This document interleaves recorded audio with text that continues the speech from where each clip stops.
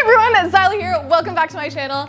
And today's video is going to be a very interesting experiment because I have absolutely no idea what I'm doing. I don't know if it's going to work. It's like $500 worth of materials and we're just going for it. Because if I learned anything in engineering school, it's actually, did I learn anything in engineering school? Okay, so while I was building the canoe, I asked my uncle if it would be possible to skip the wooden part of the canoe and just go straight for clear fiberglass and get a clear canoe. No one seems to have an answer. So let's try it. Oh, before we try it, hit the subscribe button. And if you're feeling really ambitious, you can also hit the like button. But I haven't proven to you that I deserve your like yet, so maybe hit the like button at the end, but hit the subscribe button now. All right, let's do it.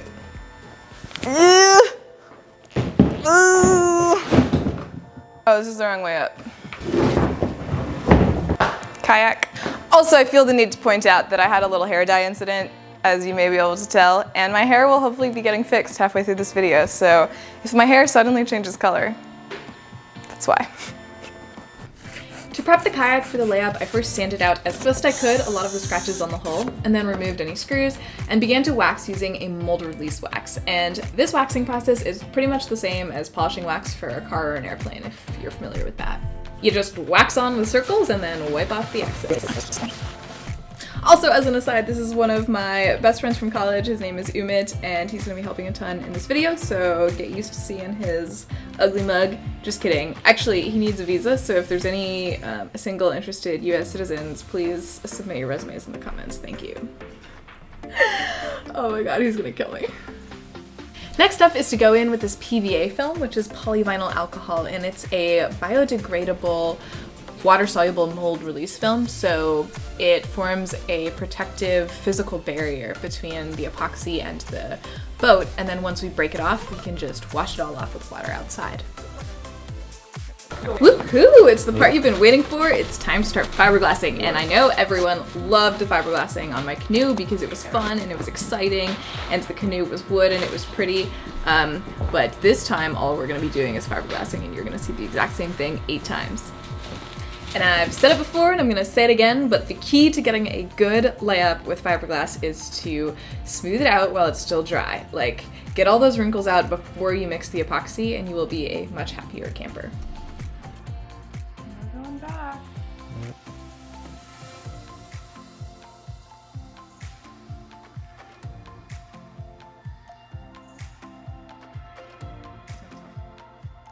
And I'll be the first one to admit that it is more satisfying to see fiberglass go onto a beautiful cedar strip boat you've just slaved over, but it's still satisfying to see it just turn blue. I'm just saying. And just FYI, this is TotalBoat's 2-to-1 epoxy with slow hardener, which I think is the best for fiberglassing, going on over 4-ounce fiberglass.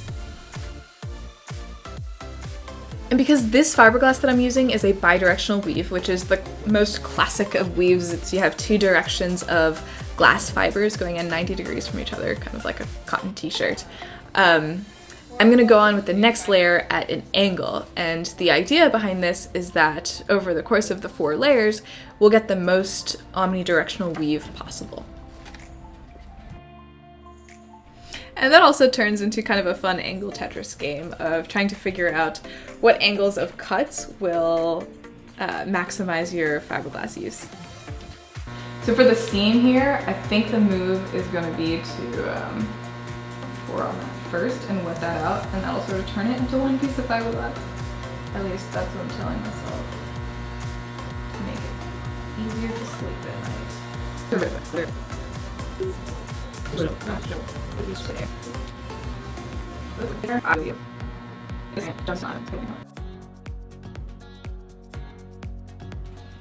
The bow and stern are a little bit of a game of like gift wrap origami packing Christmas present thing, but if you're careful and you just make sure that there's no folds, it goes pretty smoothly.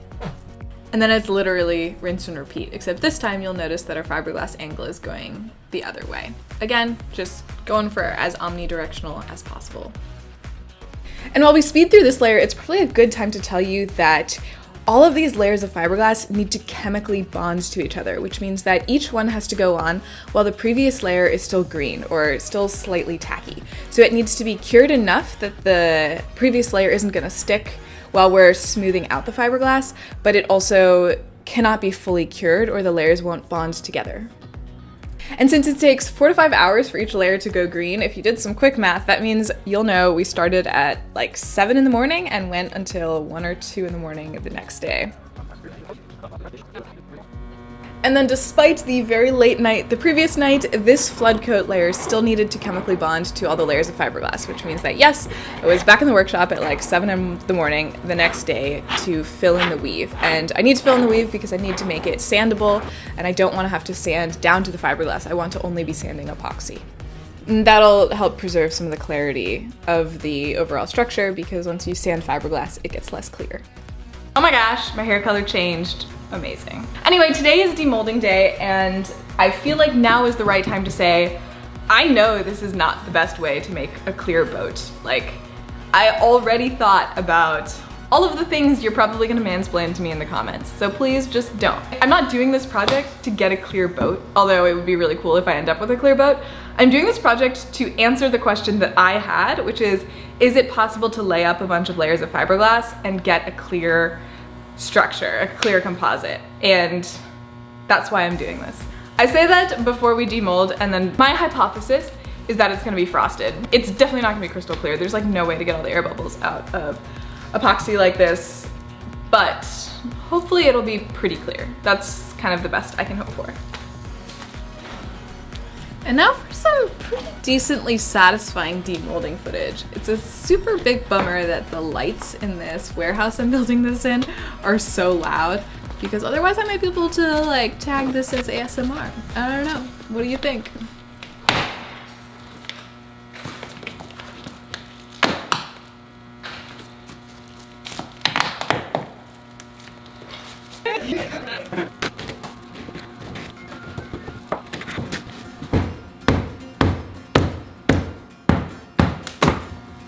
Okay, so my stir stick method here worked super well, and I think that all I have to do is do this exact same thing on the other side and then grab a friend and we can lift it off. I hope. I'm crossing my fingers, but you can't really tell.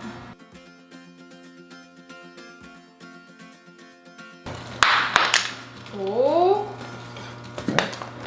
Like, it's definitely moving. Oh my god! Haha.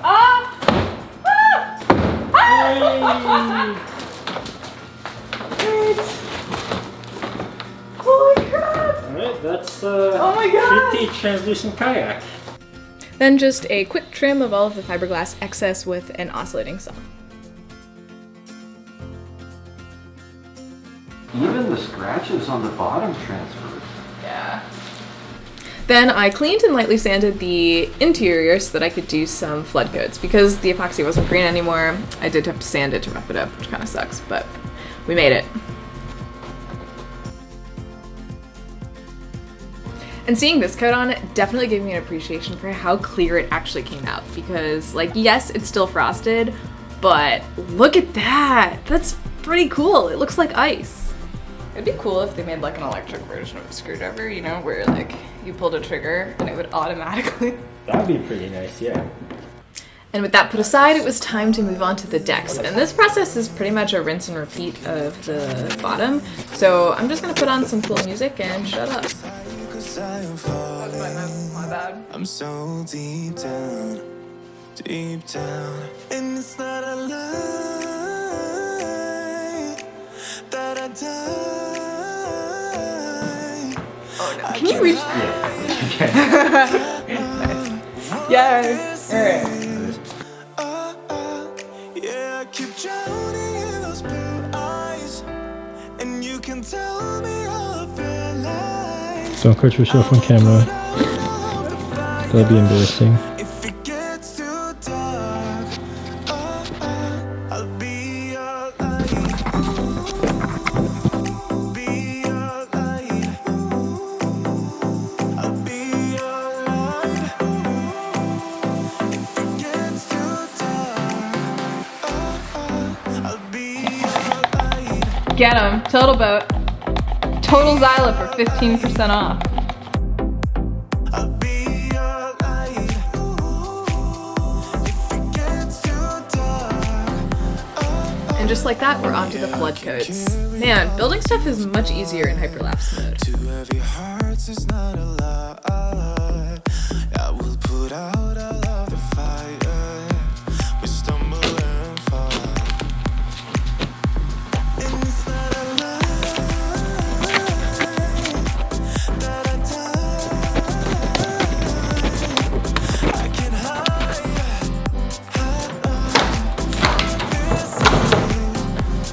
Oh my god! Yo!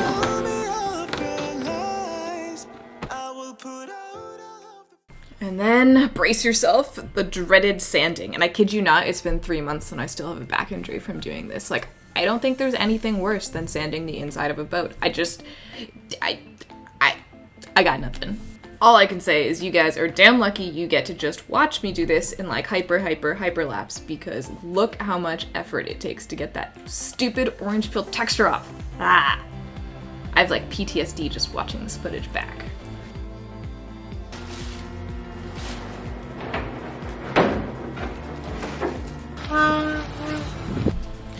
And with both halves sanded, it was time to go outside and give them a bath, which was nice. It was like an excuse to see the sun for the first time in several days.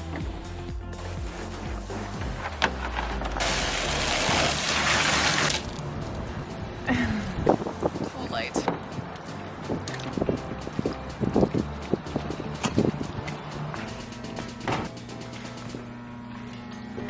I'm soggy. I'm very, very soggy. And it is very cold. And then, since the kayak wasn't crystal clear anyway, I thought it would be super fun to install a bunch of individually addressable LEDs and turn it into a party kayak. Drop a comment if you want a more technical video later on, but as far as a non-technical explanation goes, here's the simplest I can do. These are individually addressable LEDs that I'm running off of an Arduino, and my goal is to wire this in a way that makes it simple to map it in software so I can easily animate patterns onto it. So I ran a complete strip down each side pointing inwards for that beautiful glow, plus one around the coaming, and then 3 disjointed bow to stern strips down the decking. And I just soldered hookup wire in between the segments of LEDs so the software would see it all as one continuous strand that could run off one pin, and then just told the code how many LEDs were in each segment. So each of those strips gets its own pin. And now I have to warn you, at this point we are 4 days away from this kayak needing to go into a U-Haul and me moving across the country, which means, yeah, we're rushing a little bit. And a quick tip from someone who's soldered a lot of these LED strips, the easiest way to do this is to put a bunch of solder on the pads as well as tin the wires, and then you won't need to add solder as you're kind of finessing the wires in all those teeny spots. You can just heat it up with a soldering iron and they'll solder together. And then, because you should never rely on a solder joint as a structural joint, I went in and just covered all of my new joints with a big blob of hot glue, and that's super helpful as well because I had to strip off some of that silicone weatherproofing, and that re-waterproofs it. And then once the wiring harnesses were tested and complete, it was time to just epoxy them down, which is incredibly nerve-wracking because there's like literally no going back. And then with the lights tested and secured down, it was time to make and install the coaming. And for this, I'm using a 1-inch vinyl tube because I'm creative as heck. No, it just made a lot of sense. This whole process was actually incredibly difficult, and I tried this myself twice before like bribing Umit to come back and help me. And together, plus a heat gun, we got it in shape, but it was still, I mean, a lot of clamps, as you can see.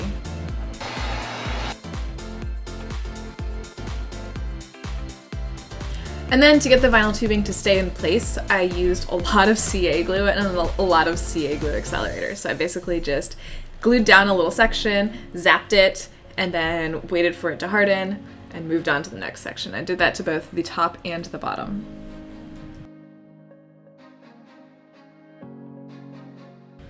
With the coaming CA glued on, it was time to actually adhere it like well to the kayak. So I pulled out some scrap fiberglass from making the kayak and cut a strip that would go all the way around the vinyl tube and wrap around, holding it on, and adding a lot of structural support. And I gotta tell you, this was like the hardest fiberglassing I think I've ever done. I wound up with a lot of epoxy in my hair. And to give you some perspective, you are currently watching this on 200x speed. It was doing the bottom at the same time that made it so difficult because you needed to wait long enough for the epoxy to start getting tacky in order for it to stick to the bottom. And once the epoxy is set for a couple hours and is green, you know how it is, the satisfying cut, the most satisfying cut. And then the last thing to do before attaching the deck and the hull together was to varnish the inside, because it's a lot easier to varnish the inside when you can reach it than after it's put together, you know. And I am using Halcyon in Clear by TotalBoat, which is the only marine varnish I know of that is genuinely clear and not tinted some sort of amber. And then once the varnish was dry, we peeled off the masking tape, which was giving an area that the fiberglass tape we're going to use to stick the two halves together, like a rough surface that's unvarnished for it to adhere to. So we peeled off the masking tape and then we stuck down all the lights, and then it was ready to assemble. This is Xyla from the future, and I'm telling you to tell me next time I say I'm going to build a boat, say no, that's a terrible idea, because this boat has to go in a U-Haul tomorrow, because tomorrow I'm moving to California and it's still in 2 pieces. I'm really scrambling to get this into a position where it can get shoved into a truck. 6 months later, you build another boat. I know. Are you doing this? We're doing this. Okay. You know what I realized this morning? I don't think I've changed my clothes in like 3 days. Well, they'll think it's one continuous film. It roughly looks like a boat. It has boat-like features. So we super securely masking taped the top and the bottom together, and then I turned to Umit for knowledge, because at this point I was really tired and I had no idea what I was doing. The way I've watched this on YouTube get done. Okay, so maybe we were sort of in the same boat, but at least Umit actually did his research.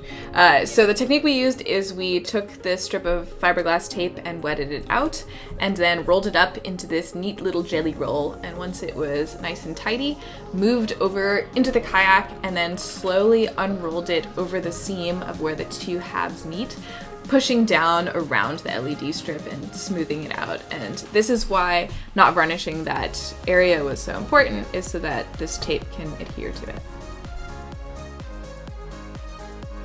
And then it was just a rinse and repeat on the other side. And by the way, I highly recommend hiring a friend with really long arms for this part, because it comes in handy. And once those were cured overnight, I peeled off the masking tape and sanded the two halves flush. And then to seal the outer seams, I used the exact same fiberglass tape method. And at some point, I decided that the maiden voyage had to be in the Cuyahoga River in Cleveland, as sort of a tribute to Cleveland being my home for the last 6 years, and also just so that all of the people who helped me on this project could actually see it float. Which means that you're watching the first coat of exterior varnish go on 1 hour before everyone arrives to see this launch. Now, before we hit the water in true New Year's Eve party fashion, let me introduce you to the sponsor of today's video, Delta Trainer, who will be perfect for tackling all of those New Year's resolutions. Delta Trainer is a one-on-one coach for 1/10 the cost of traditional training, which is a personal trainer that lives on your wrist. Well, like, the trainer probably lives in a house, but he talks to you via your smartwatch, which is pretty cool. And that's Tom. Your trainer uses motion analysis technology to provide the most efficient, data-driven workout possible for you. But let's be real, that's not the reason why people like me, and probably you, need Delta Trainer. It worked super well for me because I knew that there was a real live person who was watching my data every single day and talking to me about it. It was like having my high school coaches back, and so as a result, I didn't miss a workout for the entire month before this video was posted. You got it. So if you're like me and COVID has not been very kind to your fitness, maybe give Delta Trainer a shot as you tackle your New Year's resolution this year. Viewers of my channel will get a 14-day free trial, as well as only pay $59 a month rather than the $100 a month all of the other plebes pay. So be sure to visit the link in my description to learn more. I will put out all of the fire. If it gets too dark, I'll be your light. Be your light. I'll be your light. Gotta dizzle up the light.